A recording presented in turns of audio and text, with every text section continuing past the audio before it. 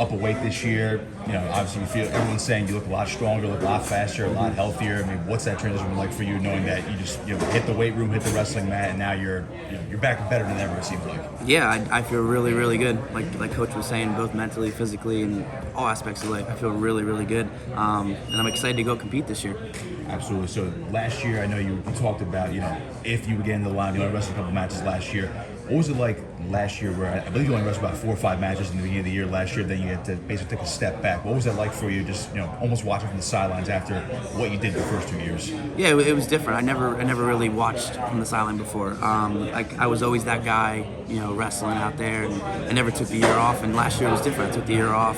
I got healthier. I got better in all aspects. But I feel really, really good now. So that's what we care about now. Absolutely. So, I was just talking to Brian Saldana. He said, you're eating like a madman, lifting like a madman. I got to imagine your off-season training regimen is just beyond what some of these other guys can do in the room, right? Yeah. I mean, I got up to about 225 this summer, but it was kind of naturally for me. I wasn't forcing myself or anything. My body kind of just wanted to grow, and just from lifting, running, and all that, training this whole summer, I got to where I am now, and I feel really, really good.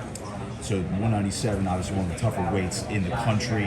Guys are cutting down from, as you mentioned before, you got the 225, so I'm sure guys are cutting, about 20, 30 pounds from the off-season. But was that a challenge you wanted to embrace? I know it was a little bit more natural for you to go from 84 to 97, but is that a challenge you said, you know what, I can really take this on and go for big weight, wrestle with the bigger guys, but you also bring that almost like a lighter weight style from where you were at 184? Yeah, I think once I got into college, I always knew I was probably going to get up to 97 anyway.